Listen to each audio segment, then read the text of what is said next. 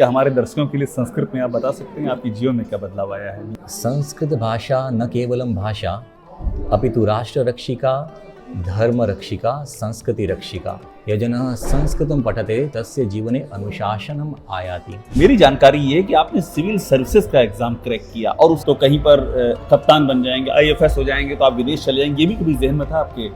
Starting में तो ऐसा ही था, लेकिन जो जो सत्संग बढ़ता गया त्यों वास्तविक जीवन के बारे में समझ आती गई और ये सब गुरु की कृपा होती है। आपके सब्जेक्ट क्या थे जिससे आपने क्वालिफाई? तो हिस्ट्री एक सब्जेक्ट था और दूसरा पॉलिटिकल साइंस। मुझे इतिहास पहले से पसंद है और तीनों के तीन मुझे रुचिकर लगते हैं। आज भी अगर मुझे कोई कहे तो सिंधु घाटी सभ्यता से लेकर भारत आज़ाद है सब मैं ऐसा बता सकता हूँ। और फिर 1191 में जो तराइन का प्रथम युद्ध हुआ वहाँ से लेकर, तो ये सब पढ़ने के उस समय तो बड़े तल्लीनता से पढ़ते थे। आज तो मुझे 20 साल हो गए।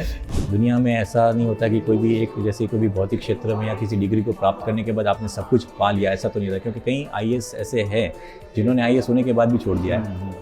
लेकिन यहाँ पर तो संस्कृत माध्यम से, यानी कि उसमें संस्कृत में बोलना, संस्कृत में लिखना, बात करना, ये सब माध्यम में होता था। कोई भी व्यक्ति इतनी आसानी से संस्कृत मतलब एक बार पढ़ाई 21 साल के बाद अगर शुरू करे कोई व्यक्ति तो इतना शुरू नहीं कर सकता। लेकिन गुरु जी की कृपा होती है। पहले भी यही उद्देश्य था और आज भी एक ही उद्देश्य है, निष्कपट रूप से चल सके, जिसमें कोई दिखावा ना हो, जो वास्तविक है उसके अनुरूप हम चल सके और अपने जीवन का कल्याण कर सके, यही एक उद्देश्य है। जो सिविल की तैयारी करने वाले छात्र हैं, छात्राएं हैं, आप उस क्षेत्र से निकल के आए, उनके लिए क्या संदेश है आपका? इसलिए ज़रूरी ये है कि जो भी पढ़े गहराई से पढ़े, परीक्षक की दृष्टि से नहीं, एक विद्यार्थी की दृष्टि से पढ़ना चाहिए। जब गुरु की कृपा होती है तब आपको सही दिशा और सही मंजिल मिलती है। नमस्कार, मैं अभिषेक उपाध्याय, मेरे साथ में हैं स्वामी ज्ञानानंद और हम इस समय अहमदाबाद में हैं। BAPS के 1 लाख कार्यकर्ता अहमदाबाद के नरेंद्र मोदी स्टेडियम में एकत्रित हुए हैं और सेवा, समर्पण और समझदारी की यहाँ पर अद्भुत मिसाल दिख रही है। स्वामी ज्ञानानंद से आज जो मैं बात करने जा रहा हूँ, आप इनके जीवन के बारे में, जो इन्होंने अपने जीवन में जो तप किया है और जिस तरह से अपने जीवन में ये एक प्रेरणा को लेकर के आगे बढ़े हैं, ये एक मिसाल बनेगा और जो भी जानेगा वो ये समझेगा कि आखिरकार जीवन में उद्देश्य क्या होता है, लक्ष्य क्या होता है और कैसे व्यक्ति उस उद्देश्य के लिए आगे बढ़ता है। स्वामी जी, आपका बहुत ही स्वागत है। और सबसे पहले तो मैं आपसे ये जानना चाहूँगा कि किस विचार ने आपको आकर्षित किया? आप साधु हैं, स्वामीनारायण संप्रदाय में दीक्षित हो गए हैं और आपका ज्ञान का इतिहास रहा है, आपने ज्ञान के क्षेत्र में काफ़ी कुछ अर्जित किया है और अब आप सब छोड़ करके यहाँ पर दीक्षित हो गए, तो किस विचार ने आपको आकर्षित किया? नमस्कार। सबसे महत्वपूर्ण बात यह है कि जब गुरु की कृपा होती है तब आपको सही दिशा और सही मंजिल मिलती है। तो मेरे गुरु परम पूज्य प्रमुख स्वामी महाराज, जब मैं उनके योग में आया, जब मैंने दर्शन किए थे, तब मैं 12th क्लास में पढ़ता था, पहली बार दर्शन किए, तब उनकी वाणी से, उनके आचरण से मुझे ऐसा लगा कि अगर इस विश्व में कुछ करना है, अच्छा कार्य, अपना जीवन तो सभी अपने लिए जीते हैं, लेकिन इस विश्व को कुछ देकर जाना, ये मैंने परम पूज्य प्रमुख स्वामी महाराज से सीखा।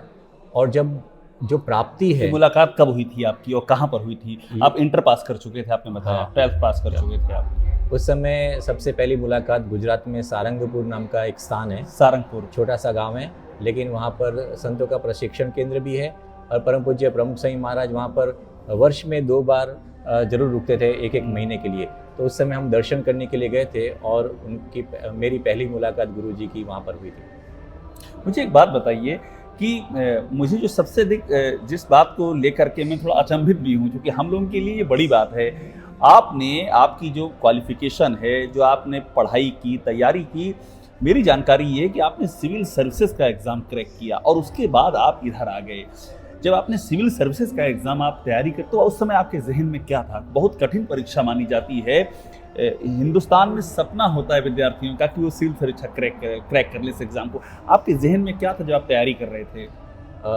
हर एक व्यक्ति का ये सपना होता है कि वह अच्छी तरह से पढ़ाई करे और बचपन से भी मैं ये सोचता था कि मुझे भी कुछ विशिष्ट करना है और भगवान की कृपा से मैं पढ़ने में अच्छा था, तेज था। तो मैंने इस परीक्षा के लिए सोचा था लेकिन परम पूज्य गुरु जी की आज्ञा से ही मैं ये परीक्षा दे रहा था। अच्छा, आपने प्रमुख स्वामी महाराज की आज्ञा ली आज्ञा थी से इसके ली लिए? और स्वामी जी और संतों की आज्ञा से ही ये परीक्षा मैंने दी थी। और यहीं सैटेलाइट में स्पीपा है, वहाँ पर परीक्षा का केंद्र भी था। और लेकिन अध्यात्म से और सत्संग से मैं तो जुड़ा हुआ था। और जब रिजल्ट आया तो मेंस के बाद मैंने स्वामी जी से पूछा था कि मेरी इच्छा तो साधु बनने की है। आपने प्री क्वालिफाई किया, आपने मेंस क्वालिफाई किया और आप स्वामीनारायण संप्रदाय से जुड़ चुके थे। हाँ। इसकी शिक्षाओं से आप प्रभावित हो चुके थे उस समय तक। प्रमुख स्वामी महाराज की शरण में आ चुके थे आप? हाँ बिल्कुल। और उनके सत्संग में आता था। यहाँ पर आप जानते हैं कि युवा प्रवृत्ति भी चलती है, तो युवा प्रवृत्ति के अंदर भी हम बढ़ चढ़ कर हिस्सा लेते थे। सत्संग प्रधान था, लेकिन जब मन में तो ये था कि हमें कुछ करना है, क्योंकि यहाँ पर तो फिर स्वामी जी की इच्छा से हम स्वामी जी से मिलने के लिए गए थे। परम पूज्य ईश्वर चरण स्वामी भी साथ में थे और पूछ लिया कि मेरी इच्छा ये, तो स्वामी जी ने सहर्ष अनुमति भी दे दी। आपके सब्जेक्ट क्या थे जिससे आपने क्वालिफाई किया? मेरे सब्जेक्ट उस समय 2 ऑप्शनल होते थे। हाँ। तो हिस्ट्री एक सब्जेक्ट था और दूसरा political science. History political science. मैं इलाहाबाद विश्वविद्यालय से पढ़ा हुआ हूँ, वहाँ तो हिस्ट्री और पॉलिटिकल साइंस के लिए लोग कोचिंग करते थे और मुझे याद है कि नोट्स तैयारी करते थे। आपने भी कुछ कोचिंग वगैरह की थी या स्वाध्याय था, सेल्फ स्टडी थी? मैंने स्वाध्याय तो किया था, लेकिन मैं पर्सनल टीचर के पास पढ़ने जाता था, ग्रुप कोचिंग में नहीं जाता था। तो वहाँ से मुझे क्योंकि अच्छी तरह इतिहास में प्राचीन, आधुनिक, मध्यकालीन सबसे आपके लिए रुचि का विषय क्या था उसमें? मुझे इतिहास पहले से पसंद है और तीनों के तीन मुझे रुचिकर लगते हैं। हाँ। आज भी अगर मुझे कोई कहे तो सिंधु घाटी सभ्यता से लेकर भारत आजाद है सब मैं ऐसा बता सकता हूँ। एक मतलब मैं आपसे कह दूं कि स्वामी जी आप बताइए, तो आप सिंधु घाटी सभ्यता, वैदिक सभ्यता और उसके बाद जो गुप्त वंश, मौर्य वंश, गुप्त वंश, उसके बाद हमारे जो कनिष्क है, सम्राट कनिष्क और हर्षवर्धन तक एक छत्र साम्राज्य था। उसके बाद भारत धीरे धीरे थोड़े छोटे टुकड़े, राजा दाहिर में जो आक्रमण हुआ, बस वो, और फिर 1191 में जो तराइन का प्रथम युद्ध हुआ वहाँ से लेकर, तो ये सब पढ़ने के उस समय तो बड़े तल्लीनता से पढ़ते थे। आज तो मुझे 20 साल हो गए। लेकिन आपको 1191 याद है तराइन का प्रथम युद्ध जो हुआ था, उसे निर्णायक मानते हैं? बिल्कुल निर्णायक मानते थे। 1191 में पृथ्वीराज चौहान की जीत हुई थी, लेकिन 1192 में जो दूसरा युद्ध हुआ था उसमें मोहम्मद गोरी की जीत हुई थी। तो आपने जब इतिहास की तैयारी, आपको रुचि आपने बताया, लेकिन जैसे होता है हम लोग, मैं इलाहाबाद विश्वविद्यालय से पढ़ा हुआ हूँ, वहाँ नोट्स तैयार करते हैं, तो आप लोग, आपकी पढ़ाई का वो क्या था, नोट्स तैयार करना, ये सब? नोट्स तैयार करते थे, लेकिन जनरली क्या होता है कि कई लोगों की लिखने की प्रवृत्ति कम होती है। मुझे याद बहुत आसानी से रहते हैं चीज़ें, तो मैं लिखने में ज़्यादा विश्वास नहीं करता। जो भी चीज़ होती है उसको डायरेक्ट याद रखनी है। आज भी आपको तराइन की लड़ाई से लेकर प्लासी की लड़ाई, बक्सर की लड़ाई सब याद है? 1757 में प्लासी का, 1757 में, उसके बाद 64 में बक्सर का युद्ध हुआ था। तो इतने सालों के बाद भी तो हमारा अभी तो ये विषय नहीं रहा है, लेकिन फिर भी वो चीज़ें तो याद रहती है। औद्योगिक क्रांति आई, अंग्रेज आए, उसके बाद भारत के अंदर भी जो अलग अलग मैसूर के युद्ध हुए हैं, मराठाओं के साथ, मराठा अंग्रेजों का युद्ध हुआ है, उसमें आंग्ल मराठा युद्ध, प्रथम, द्वितीय, तृतीय, सब तो विषय पसंदीदा। लग रहा है मैं आपसे इतिहास पर ही बात करता हूँ जितना आपका इतिहास का। मुझे एक बात ये बताइए कि एक सपना होता है, जैसे आपने प्री निकाला, मीन्स निकाला, क्या जहन में ये था कभी कि आप डीएम बनेंगे, आईपीएस हो जाएंगे, तो कहीं पर कप्तान बन जाएंगे, आईएफएस हो जाएंगे, तो आप विदेश चले जाएंगे, ये भी कभी जहन में था आपके? स्टार्टिंग में तो ऐसा ही था, लेकिन जो जो सत्संग बढ़ता गया तो वास्तविक जीवन के बारे में समझ आती गई, और ये सब गुरु की कृपा होती है। कितना ये मतलब मेंस क्वालिफाई करके छोड़ देना, कितने दबाव होते हैं आपके ऊपर, मतलब दबाव आपके जानने वालों के, आपके शुभचिंतकों के, परिवार के, मिलने वाले दबाव, तो ये भी तो रहा होगा कि ये क्या आप कर रहे हैं, ये तो मतलब कोई नहीं करता है। मुझे ऐसा पहला लग रहा था कि ऐसा दबाव होगा, लेकिन रास्ते अपने आप बंदे गए, तो कोई ज़्यादा दिक्कत नहीं आई, सब लोग राजी भी हो गए। और अभी ऐसा भार भी नहीं लगता कि मैंने ये इतना बहुत कुछ छोड़ा है, क्योंकि हमारे यहाँ पर तो सभी संत एक एक इतिहास वाले हैं। कोई हार्वर्ड से है, कोई ऑक्सफोर्ड से है, कोई जो हॉपकिंस यूनिवर्सिटी से, पेंसिल्वेनिया यूनिवर्सिटी से, तो मतलब सभी संत अपने आप में एक मिसाल है। पॉलिटिकल साइंस में भी आपने अरस्तु, अलग अलग भारतीय विचारक हमने पढ़े, प्लेटो, सुकरात, ये सब पढ़े हैं। और भारतीय विचारकों में हमारे भारतीय विचारकों में चाणक्य बहुत पसंद है हमें, उनके बारे में हमने पढ़ा था। अब तो क्या उतना उसका। विदेशी में सबसे अधिक पसंद आपको कौन राजनीतिक विज्ञानी है विदेशों में जिसका आप जिक्र करना चाहेंगे? इतना तो मुझे कोई इतना अच्छा आज के अगर दृष्टि से लगता, तो अब मुझे वो इतना अच्छा लगता भी नहीं है। हाँ, लेकिन फिलोसॉफी में कैंट और उनकी थोड़ी मुझे दिलचस्पी थी, कांट की। हाँ, वो फिलॉसफी आज भी बहुत पढ़ी जाती है, मैकियावेली पढ़ा जाता है। हाँ हाँ, ये सारी बातें मैं आपको कह रहा हूँ, आपको सिलेबस याद आ रहा होगा पुराना वाला। समझ में आपसे ये जानना चाहता हूँ कि सिविल के बाद भी आपने पढ़ाई जारी रखी, उसके बाद भी डिग्रियाँ आपने ली, मेरी जानकारी वो ज़रा बताइएगा। वैसे साधु बनने के बाद हमारे सारंगपुर में प्रशिक्षण केंद्र हैं, वहाँ पर गुरुजी की आज्ञा से हम पढ़ाई करते हैं। तो वहाँ पर सोमनाथ संस्कृत यूनिवर्सिटी से एफिलिएटेड हमारी कॉलेज भी है, जो हमारे संत प्रशिक्षण केंद्र के कैंपस में ही है। तो वहाँ पर हमने फिर से जो हमारी संस्कृत फिलॉसफी है उसमें हमने संस्कृत माध्यम से फर्स्ट ईयर से चालू करके पुनः एमए तक हमने पढ़ाई की। संस्कृत से आपने शुरू किया फर्स्ट ईयर से, और एमए तक पढ़ाई की आपने? पढ़ाई की। उसके पहले संस्कृत आपने पढ़ी नहीं थी? स्कूल में जो एक आधा सब्जेक्ट आता था उस समय वो थोड़ा पढ़ा था, लेकिन यहाँ पर तो संस्कृत माध्यम से, यानी कि उसमें संस्कृत में बोलना, संस्कृत में लिखना, बात करना, ये सब माध्यम में होता था। अब आप संस्कृत में निष्णात हैं? हाँ बिल्कुल, संस्कृत में बातचीत कर सकते मैं अगर आपसे ये कहूँ कि बीएपीएस में आने के बाद आपके जीवन में क्या बदलाव आया है, क्या हमारे दर्शकों के लिए संस्कृत में आप बता सकते हैं आपके जीवन में क्या बदलाव आया है बीएपीएस में आने के बाद?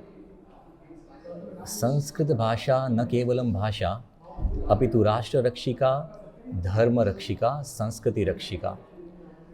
प्रायः जनाः वदन्ति यः संस्कृतं पठति तस्य जीवने भविष्यत्काले किमपि न विद्यते, किन्तु सर्वेषाम् अनुभवः वर्तते यः जनः संस्कृतं पठते तस्य जीवने अनुशासनम् आयाति। न केवलम् अनुशासनम् अपितु तस्य स्मृतिशक्तिः अपि वर्धते। शनैः शनैः तस्य जीवने अतिलाभः भवति। अतः एव न केवलम् आध्यात्मिकलाभः, कारणं किं, यः जनः संस्कृतं पठति तस्य जीवने सरलतया सः अध्ययनं कर्तुं शक्नोति। अर्थात् रामायणस्य अध्ययनं कर्तुं शक्नोति, महाभारतस्य अध्ययनं कर्तुं शक्नोति, वेदानाम् अध्ययनं कर्तुं शक्नोति। एवं च मूलरूपेण, न तस्य भाषान्तरस्य अभ्यासः, किन्तु मूलरूपेण सः संस्कृतं पठितुं समर्थः भवति। अतः एव आध्यात्मिकलाभः तु भवति एव, किन्तु स्मृतिशक्तिविकासः एवं च अनुशासनविकासः इति अपि भवति। कितना आप इतना आप फराटेदार संस्कृत बोल रहे हैं, कितना समय लगा आपको ये इतना सीखने में? ये भी हमारे गुरुजी की कृपा है, क्योंकि प्रमुख स्वामी महाराज की कृपा और वर्तमान में महंत स्वामी महाराज की कृपा, क्योंकि कोई भी व्यक्ति इतनी आसानी से संस्कृत मतलब एक बार पढ़ाई 21 साल के बाद अगर शुरू करे कोई व्यक्ति तो इतना शुरू नहीं कर सकता, लेकिन गुरुजी की कृपा होती है। तो और इन्हीं की कृपा से हम लोगों को पढ़ने का अवसर मिला, इतनी महान भाषा, क्योंकि हम इतने। आपकी बात सुन के मुझे श्लोक याद आ रहा है, ये शाम न विद्या न तपो न ज्ञानम, ज्ञानम न शीलम न गुणो न धर्मा, ते मृत्युलोके भूय भार भूता मनुष्य रूपेण मृगाः शरन्ति।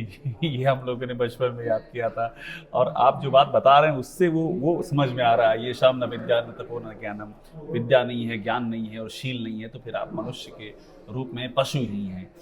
एक बात मुझे और बता दीजिए कि अब आपके जीवन का उद्देश्य क्या है, क्योंकि आपने वो सब प्राप्त किया जिसके प्राप्त करना एक आम विद्यार्थी का सपना होता है, और आप अध्यात्म की राह में आ गए हैं। अब आपके जीवन का अगर मैं पूछूं कि स्वप्न उद्देश्य क्या है आज की तारीख में?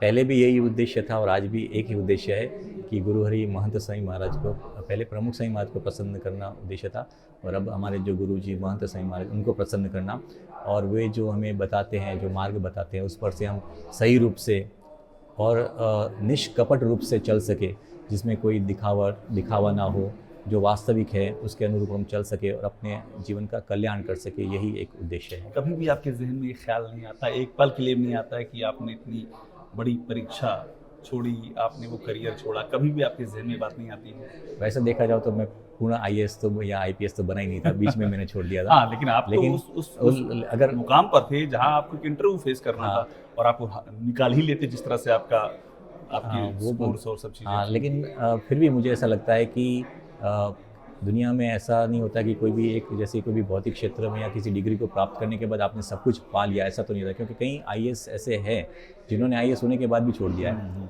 तो आईएएस पास करना या यूपीएससी पास करना जीवन का अंतिम ध्येय नहीं होता, अंतिम ध्येय संतुष्टि होती है, जो मुझे यहाँ पर परम पूज्य महंत स्वामी महाराज की कृपा से पूर्ण संतुष्टि है। और जो आज्ञा होती है, अभी अगर मुझे पढ़ने के क्षेत्र में स्वामी जी ने रखा, तो आज भी मेरी पढ़ाई जारी है, तो मैं पढ़ाई भी करता हूँ, और पढ़ाने की भी सेवा मुझे मिलती है, तो मैं पढ़ाई करवाता भी हूँ। तो लेकिन उसमें परम संतुष्टि है, ये गुरु जी की परम कृपा है। एक वैसे मेरा अंतिम प्रश्न है आपसे, जो सिविल की तैयारी करने वाले छात्र हैं, छात्राएं हैं, आप उस क्षेत्र से निकल के आए, उनके लिए क्या संदेश है आपका? पहली बात मैं ये करना चाहता हूँ कि जो विद्यार्थी पढ़ रहे हैं और जो सिविल सर्विस की तैयारी कर रहे हैं, उनको सबसे पहले तो किसी भी क्षेत्र का मूल अध्ययन करना चाहिए, क्योंकि जब आप आपात अध्ययन करते हैं यानी ऊपरी सतह से सुपरफिशियल, तो वह इतना कारगर सिद्ध नहीं होता है, क्योंकि प्रश्न इतने सारे होते हैं, इतना लंबा होता है कि आपको अगर एक ही चीज़ पढ़ते हो उसमें से दूसरी पास वाली चीज़ भी अगर छूट जाएगी तो आपका वो 2 मार्क चले जाएंगे। इसलिए ज़रूरी ये है कि जो भी पढ़े गहराई से पढ़े, और कभी भी ये मत सोचे कि अब मैं इतना कर लूँगा या 2-4 वर्ष के प्रश्नों को आधार पर हम देख लूँगा कि इतने इसमें से पूछा जाता है, इस बार मॉडर्न हिस्ट्री नहीं पूछी जाती है, मिडिवल हिस्ट्री पूछती है तो मैं उसमें से कर लूँ। ऐसा कभी नहीं सोचना चाहिए। एक परीक्षक की दृष्टि से नहीं, एक विद्यार्थी की दृष्टि से पढ़ना चाहिए। बहुत मूल्यवान सलाह है आपकी, ये बहुतों के काम आएगी। स्वामी जी बहुत धन्यवाद हमसे बात करने के लिए। स्वामी ज्ञानानंद अपने जीवन के बारे में और वो बताते हुए जिससे कि प्रेरणा मिल सकती है, अनेकों को प्रेरणा मिल सकती है, और जिससे कि एक रास्ता मिल सकता है कि आप जो अध्ययन करें उस अध्ययन का नींव क्या हो, उसकी दिशा क्या हो, और जिस तरह से इन्होंने जीवन में एक रास्ता अपनाया है वो स्वामी जी का अपना चयन है, लेकिन वो बताता है कि प्रतिभा और उद्देश्य ये दोनों ही चीज़ें जब एक साथ हो जाती हैं तो उसे बहुत लोग साक्षात चमत्कार कहते हैं, बहुत लोग इसे साक्षात ईश्वरी आशीर्वाद कहते हैं।